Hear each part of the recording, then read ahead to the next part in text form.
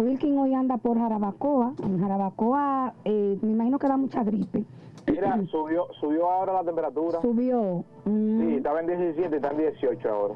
Me imagino que hay mucha rinitis por Jarabacoa, entonces... No, por aquí no da eso. Sí, no da sí, eso. Aquí y me imagino que hay muchas alergias.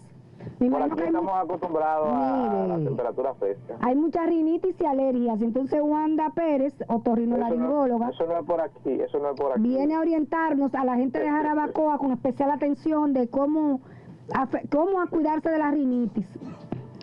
Mentira, ya va a hablar hoy de la voz y sus trastornos, pero cuando uno tiene rinitis se trastorna la voz. Claro que sí. Muy buenos días, doctora. Buen día, muchas gracias por la invitación. La voz y sus trastornos. Un tema bien interesante porque la próxima semana estaremos celebrando el Día Mundial de la Voz, que se celebra el 16 de abril. Y el 18 del locutor. Mira, sí, una relación muy íntima. El año pasado sí. yo hablaba de eso. Es bien interesante conocer. Antes de que la doctora empiece, Alba, decir sobre esto del trastorno, ¿verdad?, de la voz. Yo estuve en tratamiento donde una foniatra, cuando trabajábamos en Telecentro, RNN, hubo un grupo de periodistas que nos mandaron donde una foniatra para educar la voz y educar la respiración, aprender a usar la respiración para evitar trastornos de la voz. Excelente. Por ejemplo, yo en un momento determinado, varios torneos de baloncesto superior de San Cristóbal, fui el locutor de la bocina interna, como se llama, que son los que hacen el anuncio adentro, cuando uno da un donqueo, cuando alguien mete un tiro de tres, qué sé yo, uno dice, carajo, presidente, la mejor cerveza, el verde de los sabores, así es la que lo hacíamos más o menos. Entonces, el que hace esa función compite con el ruido del auditorio. Exactamente, ese es uno de los factores. Hace mal uso de la voz, hace mal uso de la respiración y eso lo lleva entonces a padecer de ronquera. Me encanta, Wilkin, usted está súper orientado. Yo estoy aquí ya súper orientado y realmente es así. Los trastornos de voz, en la mayoría, los que son sobre todo de carácter benigno y de lesiones transitorias, o sea, lesiones que pueden pasar con tratamientos como fonoterapia, como es el caso de lo que usted conversaba, y también con medicación de corto uso, generalmente son trastornos que se producen precisamente por un mal uso y abuso vocal, o sea, un mal uso y abuso de la voz que, bueno, provoca alteraciones en la estructura y aparece ese sonido que la gente usualmente conoce como ronquera, que nosotros le llamamos disfonía. Wilkin, ¿tú estás ahí? Sí, claro, estoy aquí. Bueno, hay personas que hablamos muy alto. ¿Eso se controla? Sí, cierto. Sí, definitivamente. Lo ideal es hacer una evaluación porque hay personas que hablan muy alto por varias razones. Una, durante la infancia puede ocurrir que hagan imitación, porque usualmente los niños imitan las voces de los cuidadores, de los padres o los cuidadores directos. En otros casos crecen en un ambiente en donde hay mucho ruido y necesitan tener un tono alto para poder ser escuchados. Y en otros casos hay alteraciones auditivas, que en ese caso como que ahora no voy a hablar mucho de eso porque es un tema muy de extenderse, pero es ideal hacer una evaluación, porque el paciente que tiene algún trastorno auditivo, que no escucha adecuadamente, usualmente sube mucho la voz porque cree que no es escuchado, porque como no escucha bien su propia voz, cree que no lo están escuchando, entonces sube mucho el volumen, habla muy También alto. depende de lo que tú estés discutiendo, si estás discutiendo de política. La emoción, la emoción. Si es Wilkin ahí en política ya le sube. Eso es algo coyuntural, pero me he dado cuenta que en la infancia, cuando los niños ingresan a las escuelas, o por lo menos al sector privado, no sé cómo lo maneja el sector público, se mandan a hacer analíticas de audición. Sí, fíjate que eso es... Y de la visión también. Sí, eso es muy bueno. Eso no se hacía hace algunos años, incluso en privado hace algunos años que no se hacía. Y ha venido a formar parte de un protocolo para inscribir al niño al colegio, y en las escuelas públicas no se hace, pero debería hacerse, porque definitivamente que hay mucho retraso cognitivo y que hay mucho retraso porque el niño no logra comunicarse adecuadamente porque no escucha. Y esas pruebas auditivas realmente son ideales. De hecho, Alba, todo niño recién nacido vivo, debería salir del centro donde nació con una prueba auditiva para garantizar que en el futuro inmediato, si hay alguna alteración, pueda ser corregida al tiempo y el niño antes de la etapa que nosotros llamamos prelocutiva, como de aprender a hablar, pues que esté garantizado, que se pueda rehabilitar en caso de algún trastorno auditivo. Actualmente hay una ley que ya se aprobó que indica que debe ser así, pero de la aprobación de la ley a que podamos tener en los centros públicos y privados lo necesario para hacer el screening neonatal, que esto es parte de él, o sea, esa evaluación auditiva a todo niño recién nacido vivo, ya es como otro paso, porque tú puedes decirme, sí, hay que hacerlo, pero tengo el equipo para hacerlo. Entonces, vamos al paso, pero vamos logrando grandes cosas. Pero se hace una evaluación auditiva del bebé cuando nace. Claro que sí, pero esa evaluación, por ejemplo, en los centros donde yo trabajo, todo niño recién nacido vivo le hacemos una evaluación auditiva, pero eso lo hacemos porque ya tenemos coordinación con los pediatras perinatólogos, con los pediatras generales del centro, con la dirección del centro, y porque, por ejemplo, en mi caso, yo tengo el equipo para hacerlo. Pero yo trabajo, por ejemplo, en un hospital de salud pública, y yo allí lo hago solo porque yo llevo mi equipo, que no quiero hablar de costo, pero es bastante costoso y arriesgo que se me dañe, por ejemplo, pero no porque el hospital lo tiene, me explico, sino porque yo lo llevo a manera de caridad, pudiéramos decirlo, porque me parece que es justo.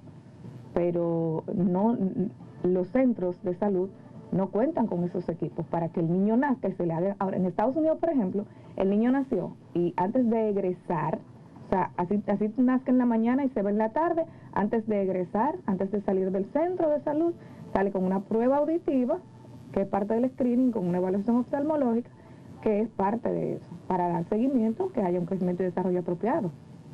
Y siempre que hay un trastorno de la voz, ¿hay un problema de audición? No, por supuesto que no.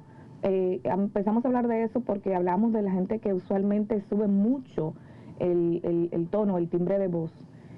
Y hablamos de que hay que evaluarlo para valorar que haya algún trastorno auditivo, pero no necesariamente debe haber una asociación entre un trastorno de voz y una alteración auditiva. ¿Y qué puede causar un trastorno de la voz? Hay muchas causas. Hablamos de causas que pueden ser causas congénitas, por ejemplo, en los recién nacidos que tengan alteraciones de la voz. Hay estudios que hacemos de manera rutinaria, de hecho lo hacemos en la consulta.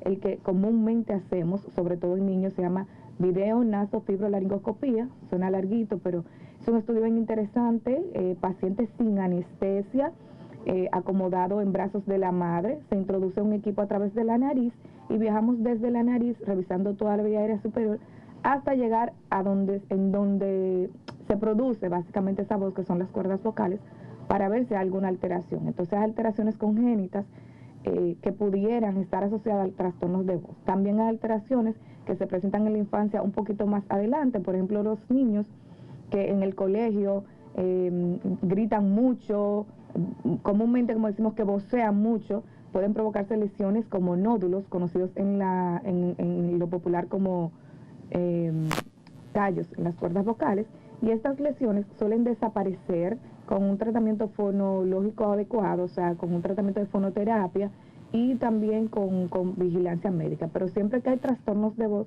es importante evaluar el paciente, no importa la edad, porque podemos estar hablando de lesiones benignas, que son las que estamos hablando en este momento, pero podemos hablar también de lesiones malignas, porque muchos de los pacientes adultos que se presentan a la consulta con disfonía, ronquera o cambios en su voz, tienen de aparición una lesión, muchos de los casos, no todos, de aparición alguna lesión de carácter maligno, que puede ser un cáncer en etapa inicial y que con un diagnóstico temprano se pueda resolver sin mayores secuelas. Entonces, siempre es importante cuando hay un cambio de voz, sobre todo si ese cambio de voz tiene una persistencia mayor a 2 semanas, estudiarlo de manera adecuada con un especialista. Olvídese de que la gárgara, que fulano me dio un vinagre con sal, que yo no sé qué, no, porque hay que evaluar si pasa sobre todo, quiero orientar a la población, si hay una ronquera, una disfonía, un cambio en la voz que tiene más de 15 días de evolución y que ese cambio, en vez de ir a una mejoría, todo lo contrario, va a una persistencia, o sea, sigue igual o empeora, necesitas evaluación por un otorrinolaringólogo para que te haga los estudios adecuados y verificar que no haya ninguna alteración o un crecimiento anormal de algún nuevo tejido en esas cuerdas vocales que pueda provocar ese cambio de voz. Vamos a dar los teléfonos, Alba, para que la gente pueda comunicarse con nosotros y si tiene alguna afección de esta naturaleza pueda hacer su pregunta. 809-683-8790, 809-683-8791 y desde el interior y desde su teléfono celular sin costo, 809-200-7777. Así, hay personas, tengo una amiga que tuvo nódulos aquí de la tiroides. Ajá. Y en la intervención quirúrgica se afectaron las cuerdas vocales. De hecho, Sí. habla muy bajito, habla con mucha dificultad. ¿Eso puede ser reversivo? Depende, porque cuando ha habido una cirugía de tiroides, que es importante aclarar para que la gente no se vaya a confundir, los nódulos en las cuerdas vocales no son los nódulos en la tiroides. No, Mucha no. gente se confunde y va a nuestra consulta de otorrino porque dice que tengo un nódulo en la tiroides, me dijeron que el otorrino para que, bueno, el otorrino te puede ver y puede valorar la tiroides, por supuesto es parte de su campo de estudio, sin embargo no es lo mismo.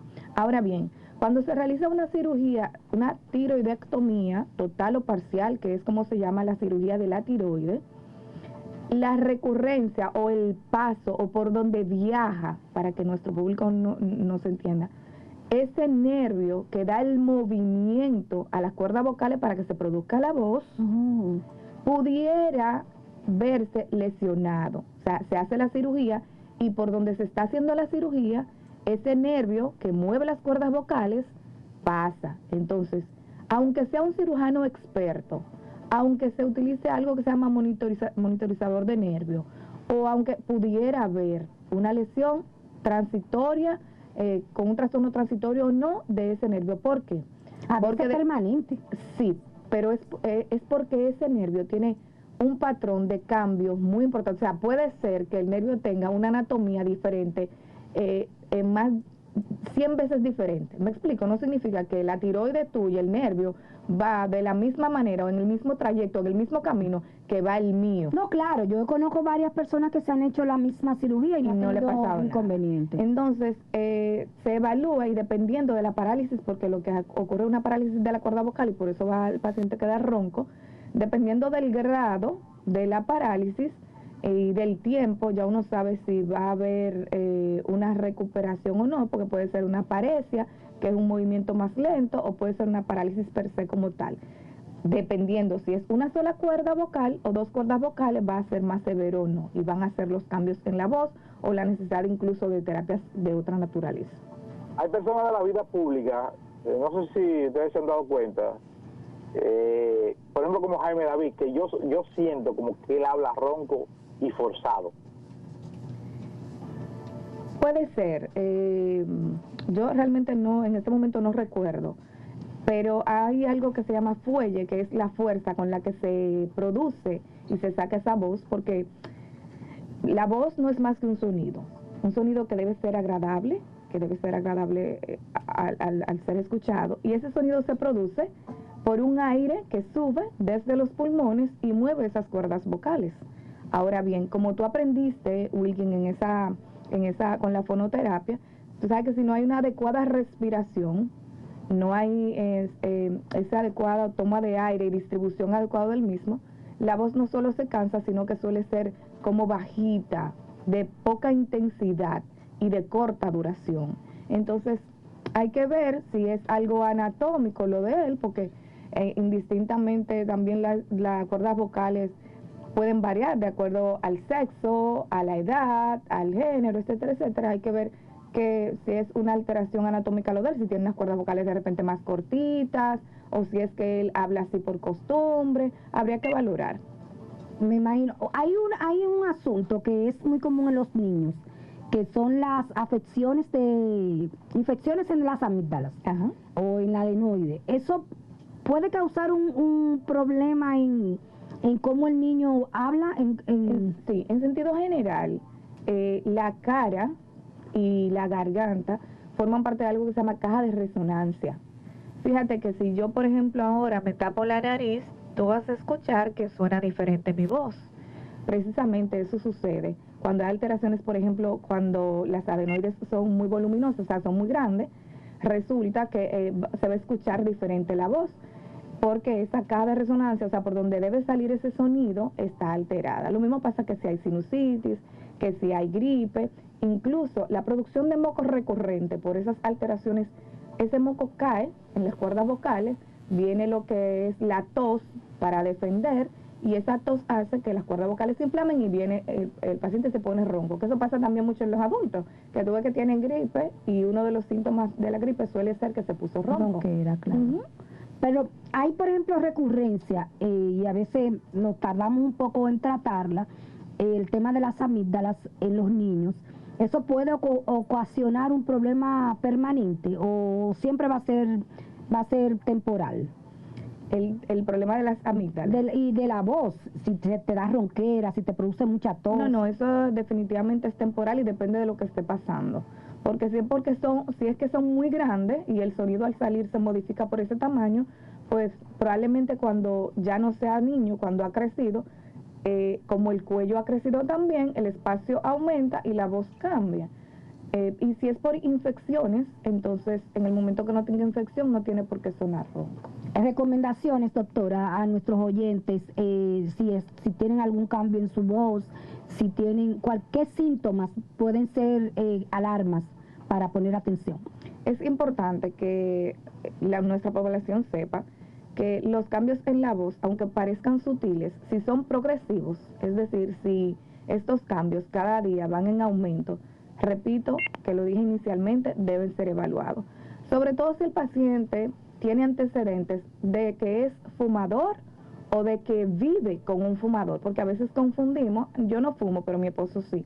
Usted es tan fumadora o tan fumador como su compañero de casa o el tío o el primo, que sea. Incluso una de las medidas con los niños que sufren de ronquerodisfonía, que le explicamos a los familiares que si hay algún familiar que fuma, no debe estar en contacto con el niño en este caso, sobre todo al dormir.